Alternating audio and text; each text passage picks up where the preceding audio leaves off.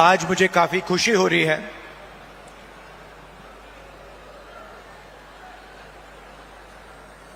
बैठा था और मुझे ये रिमोट कंट्रोल दिया गया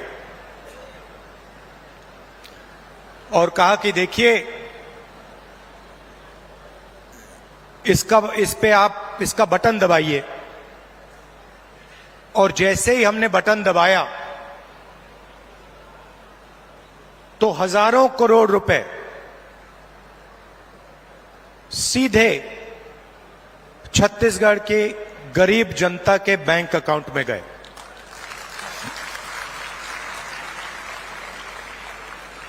ग्रामीण आवास न्याय योजना में तकरीबन 50,000 लोगों को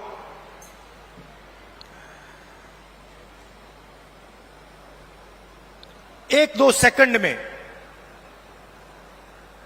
बैंक अकाउंट में पैसा मिला। पीएम आवास योजना में जो हिंदुस्तान की सरकार की जिम्मेदारी है उसमें अभी हिंदुस्तान की सरकार ने जो छत्तीसगढ़ को पैसा देना था वो नहीं दिया है और 7 लाख लोगों को जो आवास दिल्ली की सरकार के पैसे से मिलना था वो नहीं मिला। उनके लिए भी आज छत्तीसगढ़ की सरकार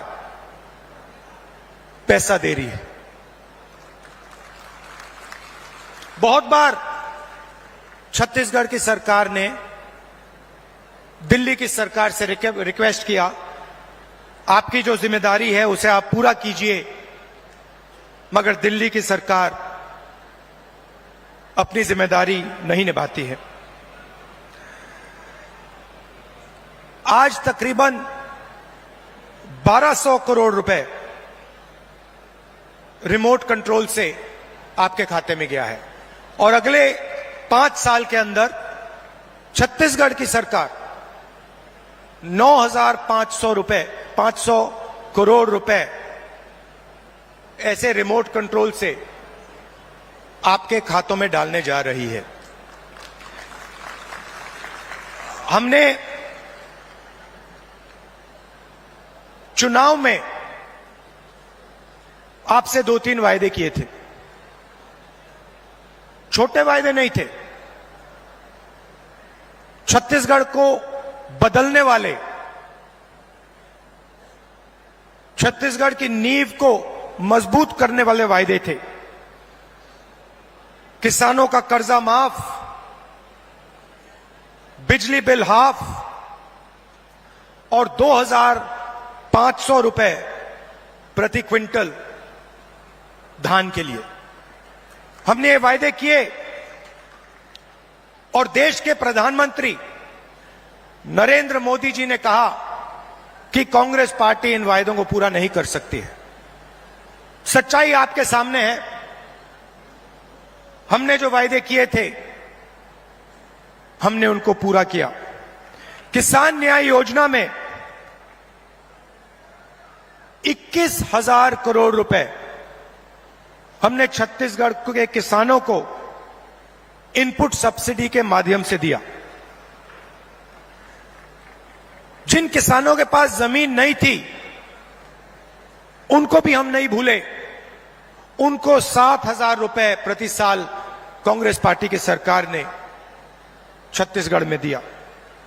आदिवासियों को एमएसपी फॉरेस्ट प्रोड्यूस के लिए और देश में सबसे बेहतर फॉरेस्ट राइट एक्ट का इंप्लीमेंटेशन छत्तीसगढ़ की सरकार ने किया। स्वास्थ्य में 5 लाख रुपए परिवार के लिए 70 लाख परिवारों को फायदा मिला। 380 अंग्रेजी के स्कूल खोले और 42,000 वैकेंसियां भरी। 1.3 लाख युवाओं को 2,500 रुपए महीना का दिया। ये आप जानते हो। दूसरी तरफ भी रिमोट कंट्रोल है। बीजेपी का रिमोट कंट्रोल, वो भी उसको ऐसे ही दबाते हैं, मगर हमने रिमोट कंट्रोल को कैमरा के सामने दबाया। बीजेपी छुपे छुपे रिमोट कंट्रोल दबाती है, नरेंद्र मोदी जी दबाते हैं। जैसे ही रिमोट कंट्रोल दबता है, एक तरफ अदानी जी को बंबई का एयरपोर्ट मिल जाता है, फिर से दबाते हैं, अदानी जी को रेलवेज का कॉन्ट्रैक्ट मिल जाता है, फिर दबाते हैं, इंफ्रास्ट्रक्चर मिल जाता है।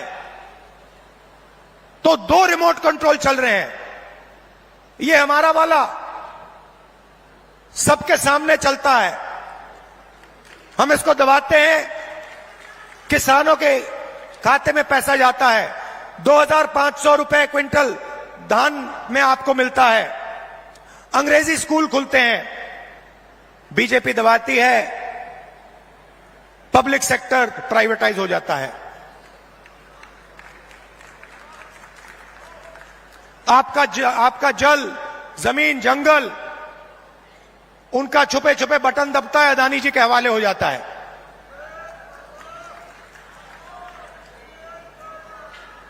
तो दो तरीके के रिमोट कंट्रोल हैं। अब मैंने उनके रिमोट कंट्रोल के बारे में पार्लियामेंट में बात उठाई। मैंने नरेंद्र मोदी जी से पूछा कि मोदी जी, आपका अदानी जी के साथ क्या रिश्ता है? डिफेंस में अदानी जी को पूरा का पूरा फायदा, पोर्ट्स में पूरा फायदा, एयरपोर्ट्स में पूरा फायदा। आपने 5 किसानों के कानून, काले कानून बनाए, उसमें उनको फायदा देने की कोशिश की। तो मैंने उनसे पूछा, नरेंद्र मोदी जी, आपका रिश्ता क्या है? उनके हवाई जहाज में आप जाते हो, रिश्ता क्या है? जवाब मिला, मेरी लोकसभा की सदस्यता रद्द कर दी।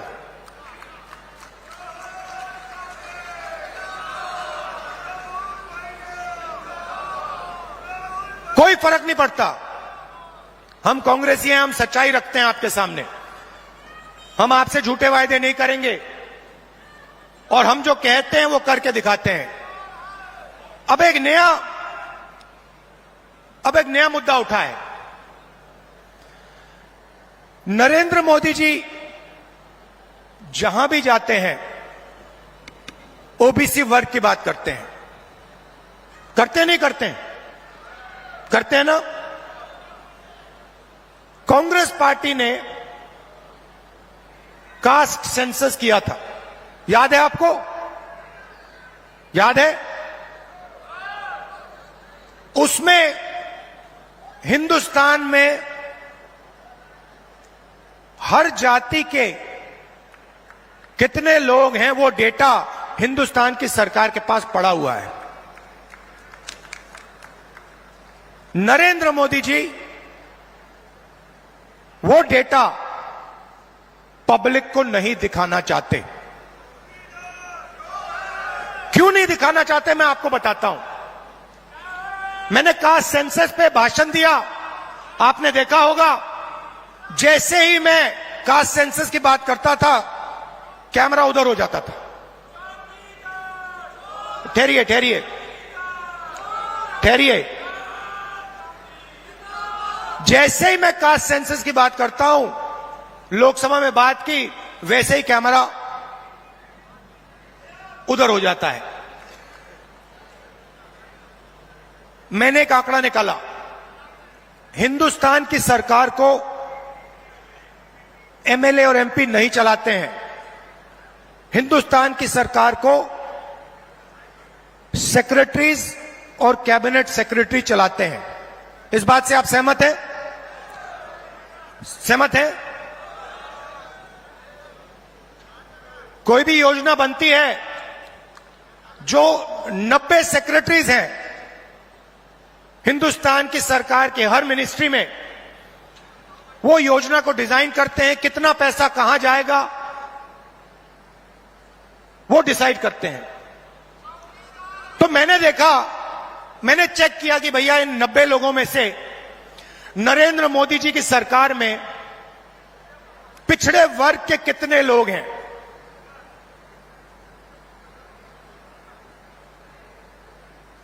आप हिल जाओगे। 90 लोगों में से सिर्फ 3 लोग ओबीसी समाज के हैं, और वो 3 लोग हिंदुस्तान का सिर्फ 5% बजट कंट्रोल करते हैं।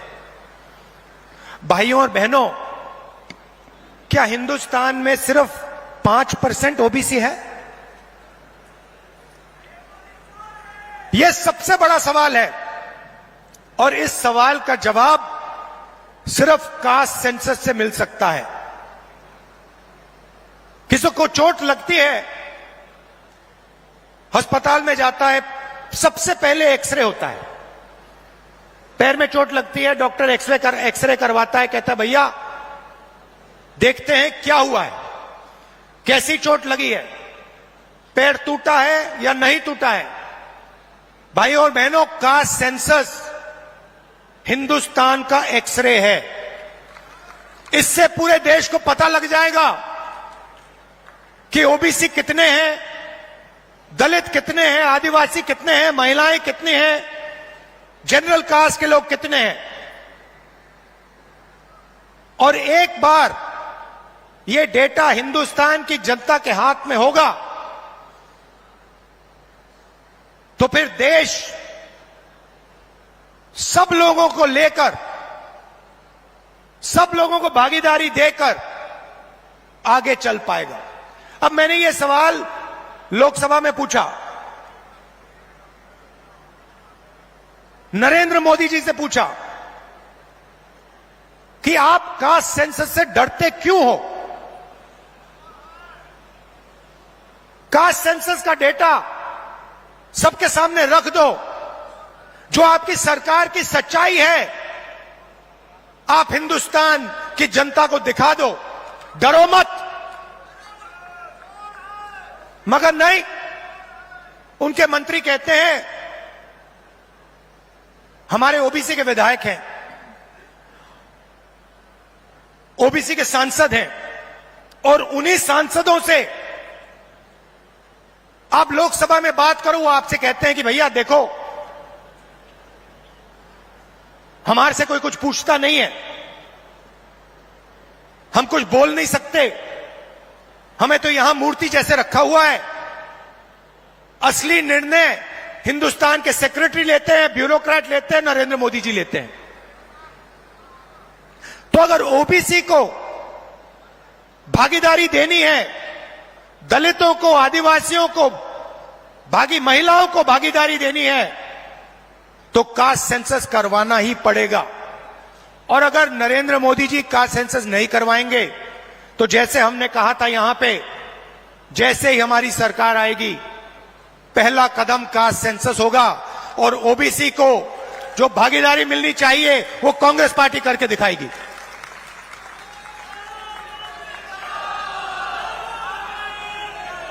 आप सब यहां आए, दूर दूर से आए, हमारी बात सुनने आए, आपने अपना कीमती समय हमें दिया, इसके लिए दिल से बहुत बहुत धन्यवाद।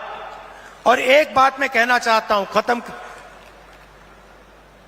एक बात कहना चाहता हूं, देखिए कांग्रेस पार्टी जहां भी सरकार चलाती है, चाहे वो राजस्थान हो, हिमाचल हो, छत्तीसगढ़ हो, कर्नाटक हो, हम जनता की सरकार चलाते हैं। कर्नाटक में हमने 5 वायदे किए, ऐतिहासिक वायदे। चुनाव जीतने के एकदम बाद कैबिनेट ने 5 वायदे पूरे कर दिए। छत्तीसगढ़ में हमने वायदे किए थे, पहली कैबिनेट मीटिंग में हमने वायदे पूरे करे, और यही हमने हिमाचल में किया, यही हमने राजस्थान में किया। हम आपसे 15 लाख वाले झूठे वायदे नहीं करेंगे, और हमारा रिमोट कंट्रोल जो चलता है सबके सामने चलता है। हमारी अदानी जी की सरकार नहीं है, हमारी किसान